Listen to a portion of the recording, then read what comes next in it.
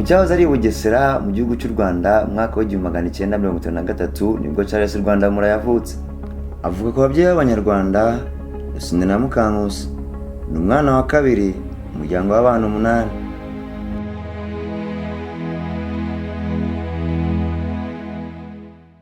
Nyuma yo gukurira mu buzima butandukanye mu gihugu cya Uganda kuva muri 59, Charles Rwandamura yaje kwakira agakiza mu mwaka wa 1982. Today is a bishop,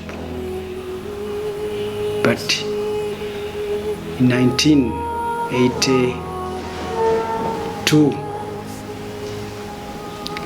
he was just a mere man, a common man, a stubborn person, a drunkard one.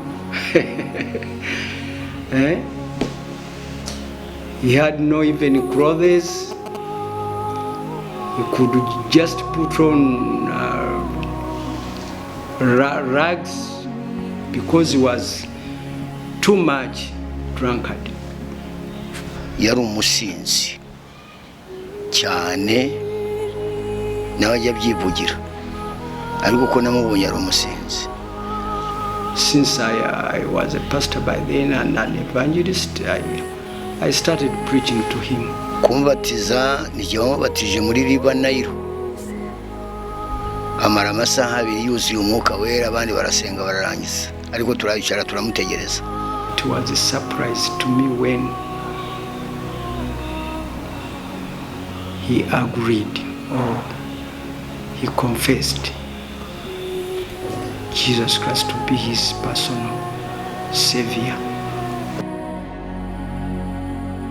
Impuhwe, gukora cyane no kwitangira abandi mu mibyirukire yanyuze mu mirimo itandukanye, ubucuruzi, ndetse aza kwerekeza no mu gisirikare cya NRA mu gihugu cya Uganda, afatanya n'abandi mu guca akarengane kakorerwa Abanyarwanda. Ababanye nawe ngo nabo bamubonyemo ibikorwa by'ubutwari. Mbere mbona nawe hari umwaka wa 1985. Icyo gihe twari mu ntambara yo kubohoza igihugu cya Uganda. Mubona mbere twari ahitwa Masaka. Masaka ni mu Bugande. Icyo gihe twari muri NRA jye nawe mu kubohoza igihugu cya Uganda. Duhura yaravuye ku training, ansanga ndi mwiti nayindimo, aje namwakiramo umuntu, mbonamo umuntu wacu, turaganira turabana, tubanye nawe mw'icyo gihe kibi ntabwo cyari gikomeye cyane na kabiri intambara ikomeye igihe cya Museveni, turi mu ishyamba. Araza tuvugana nawe turaganira, aho kumva kuganira kwe mu by'ukuri wabonaga afite politiki cyangwa afite leadership nyayo, ibitekerezo bizima. Icyo namumenyeho cyane yari umuntu utinyuka, utagira ubwoba, wiyemeza ikintu akagikora. Ko twabaga dushaka amakuru y'ukuntu turi burwane n'umwanzi waho ngaho, akayatuzana, ugasanga 90% y'amakuru aduhaye niyo tugenderaho kandi tugatsinda. Wasanga afite ishyaka ya leadership y'ubuyobozi bwiza. Nayo twabagamo nabo yamaze igihe avuye ku training, yahise bapromoting aho kanya, kubera ko wabonaga ari umuntu sharp, wabonaga ari umuntu usabana, wari umuyobozi muzima mwiza.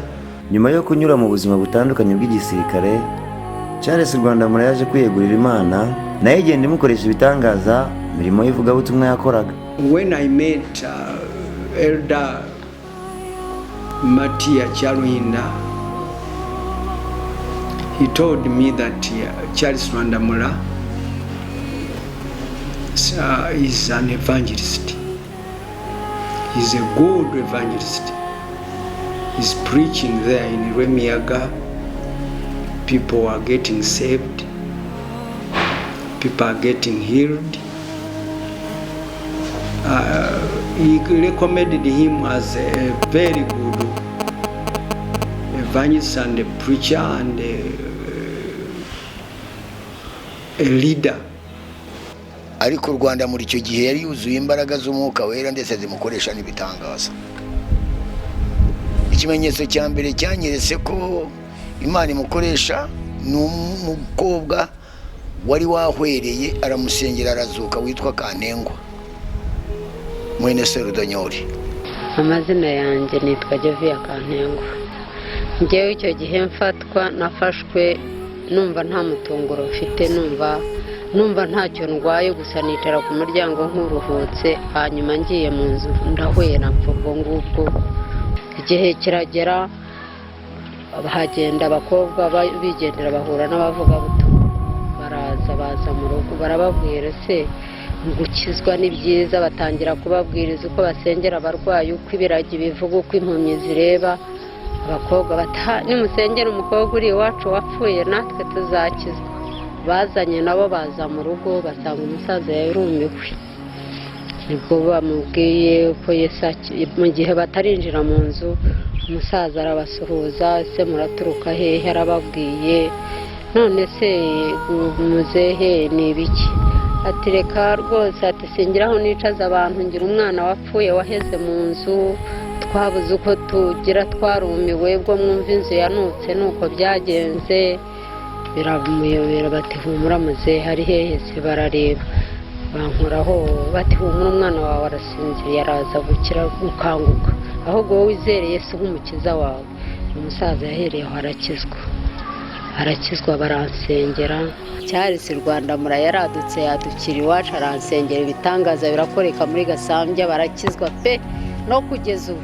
Hanyuma yaje kujya ahantu asengera mukuru wa Magureti yari ikimuga, yaramugajwe n'imbogo zaramuvunaguye, imbogo yaramukandagira amuvunagura ari akamuga. Rwandamura ni wamusengeye aza gukira. Icyo ni ikimenyetso cya kabiri. Hanyuma baza kutuzana n'umusazi, uwo twamusengeye hamwe yari umusazi mubi cyane, tuza kumusengera igihe kiragera arakira. Icyo ni ikimenyetso cya gatatu. Ubu yatangiriye gukora imirimo myiza no kugeza igihe yaje kumvikana n'umukobwa ari we mugore w'ubu ngubu. Nza kumusaba iwabo baramumpa, ni nanjye wabasezeranyije. Urebye cyane cyane ukuntu ikintu cyaduhuje ni ijambo ry'Imana n'ivugabutumwa, nta n'ukundi twari kumenyana. Ko yaje iwacu aje kuvuga ubutumwa, natwe tuba inshuti gutyo kuko twagendanaga muri iryo vugabutumwa, turabikunda cyane cyane. Ngewe nagiye mbikunda cyane kuvuga ubutumwa, kubwira abantu ijambo ry'Imana, nkabasomera Bibiliya. Urumva nko muri sosiyete y'iwacu nari umukobwa wize, nawe urabyumva uko nari umwe mu bakobwa bahari bize bazi gusoma Bibiliya, bafite na Bibiliya, gutyo turamenyana. Haza kuzamo ibyo kurushakana nyine.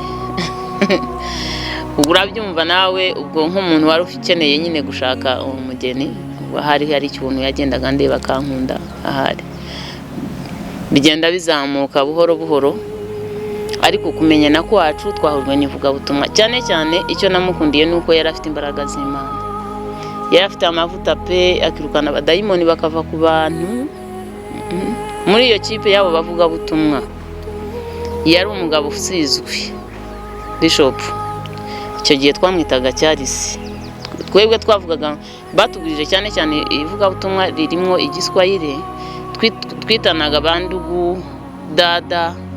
Icyo gihe rero ndumva twavuga ndugu Charles, yego bimenyesha ngo mwene data Charles. Pastor Bishop Charles Rwandamura ubwo yagendaga atera imbere mu murimo w'Imana, niko yagendaga atangiza amatorero hirya no hino. Yahereye muri Uganda hitwa Mbiko, komeza mu Rwanda. Mu mwaka w'2000 aribwo yatangiye itorero ry'ubumwe bw'Abakristo. Ubu rifite amashami 3: Niboye, Gikondo ndetse na Kabuga. mwaka wa 2012 yerekeje mu gihugu cya Israel aribwo yakoye izina Joshua. Bishop Charles Rwandamura ni umushumba wanjye, by'umwihariko nagize amahirwe kujyana nawe mu gihugu cya Israel, urugendo rutari rworoshye rw'umwuka. Ikintu nabashije kubona ku mushumba wanjye itari gisanzwe nuko twajyanye turi abantu benshi, ari delegation y'abantu benshi baturutse mu matora atandukanye, harimo ADPR andi matora atandukanye, ndetse n'abantu twahuriye mu rwo rugendo bo mu gihugu cya baturutse mu gihugu cya Kongo. Ariko kubera imbaraga z'umwuka cyangwa umwuka w'ubuyobozi ku bugingo bwe, aba bantu bose delegation y'abantu bose bagera hafi bakaba 30 bahise bahitamo Bishop kuba ari uyobora iyo delegation. Twari kumwe n'umushumba Pastor Samedi Ntambara, ariko Bishop wacu niwe wayoboye iyo delegation. Ikindi nabashije kubona umushumba wacu nkuko mubizi afite umutwaro wo gukunda igihugu, umutwaro wo gukunda igihugu no kugikundisha abanyarwanda.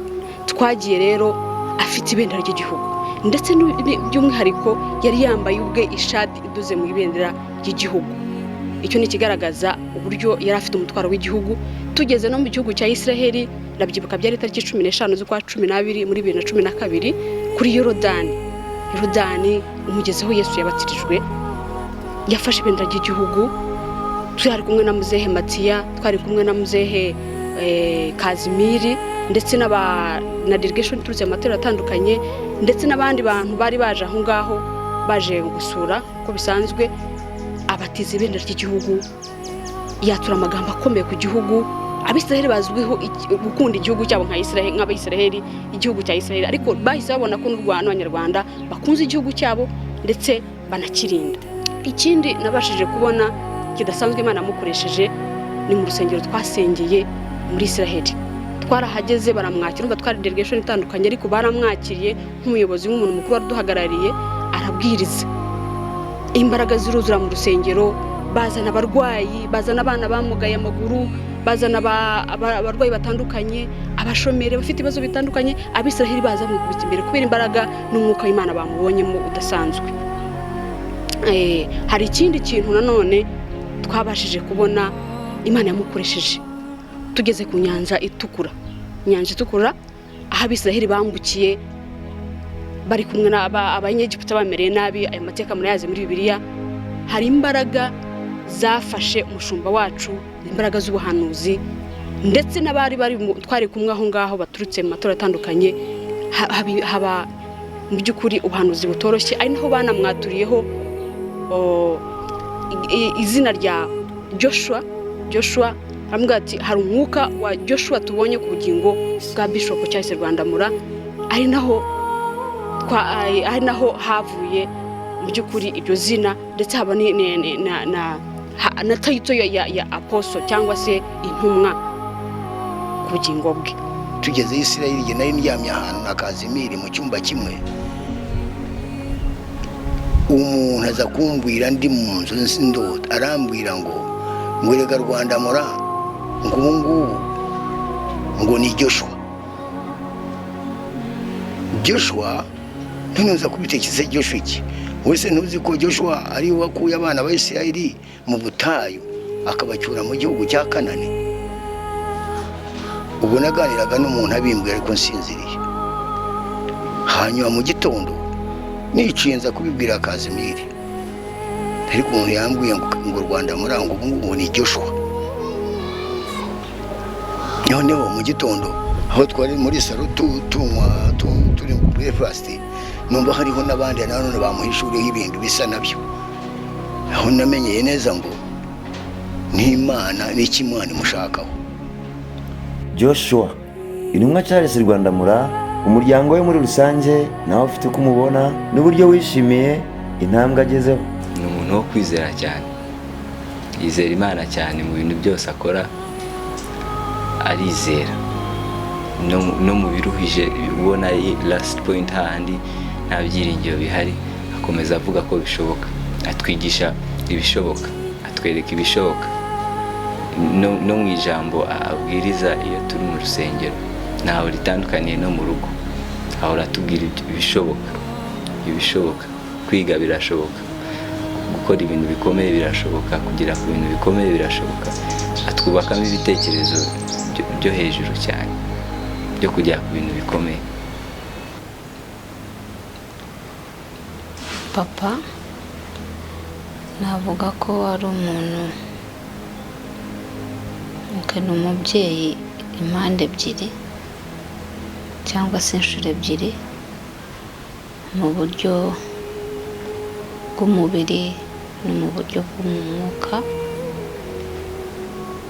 Mu buryo bw'umubiri yaramfashije cyane pe, ntabwo nigeze nandagara cyangwa se ngo ngende nk'abana bamwe na bamwe njya mbona cyangwa se njya numva, kugeza aho nereye intambwe yo gushaka. Numva navuga ni byinshi yankoreye nk'umubyeyi, yabaye umubyeyi pe, nta kintu namushinza. No kugeza n'iyi saha aracyankurikirana nk'umubyeyi mu nshingano ze. Papa ndibuka yigeze kumusanga ndimo gutwara igare, kunyonga igare. Abibonye biramubabaza cyane. Njye ntabwo nabimenye ko byamubabaje, ariko byaramubabaje cyane. Noneho aza kuvuga ati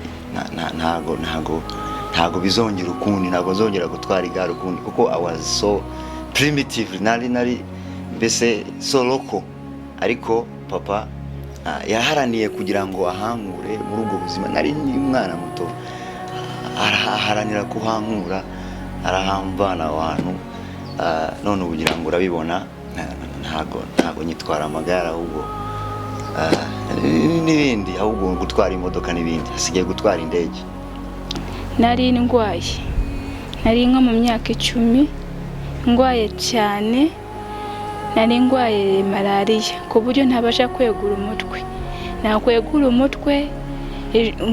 umutwe bikanga, ijosi rikagenda nkumva nta mbaraga mfite, no kugenda sinabashaga kugenda. Papa yaransengeye ndakira, ankorera ibintu birenze uko ngewe nabitekereza. Akora ibirenze iby'ababyeyi bose banjye nzi. Ndamukunda cyane, ni umubyeyi ukora iby'ubutwari mu bihe bishoboka n'ibidashoboka, ntajya ananirwa. Aho kugira ngo akwereke ku kintu cyamunaniye, akora ibishoboka byose, ntabwo ajya ananirwa pe. Agerageza uburyo bushoboka bwose akaba umugabo nk'umubyeyi. Nkunda ukuntu ampa ingero nziza zo kuba umugabo, kuvuga ikintu ukagikora, kwihagararaho ukumva utagomba kunanirwa.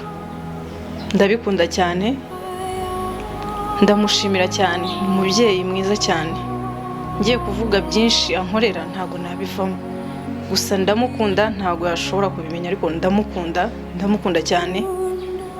Ambera henshi cyane ku buryo njya no gukora ikintu nkatekereza ku butwari bwe. Nkunda ko avuga ikintu atitaye ku bantu, avugisha ukuri, atitaye ku bamureba, atitaye ku bivamo. Abenshi tukagira n'ubwoba, ariko we aragikora akakivuga nk'uko kiri, nk'uko Imana yakimubwiye.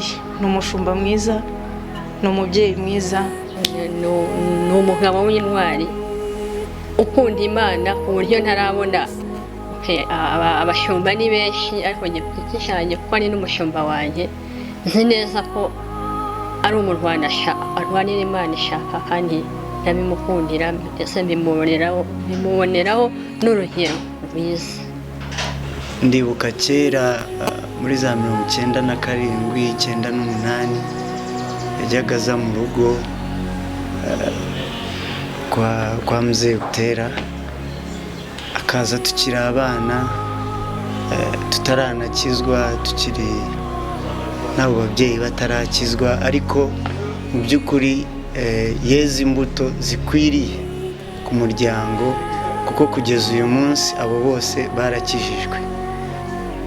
Ni ishema, umunezero, n'ibyishimo kuba umutware wanjye wenda ageze kuri iyi ntera,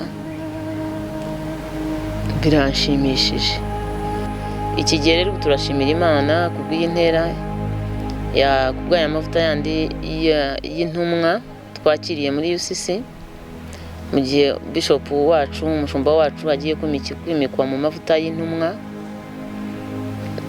Ibyo nabyo turabyishimiye, buriya ayo nayo ni amavuta mashya aje mu itorero ryacu, kandi turizera ko hari n'ibindi Imana igiye kurushaho gukora.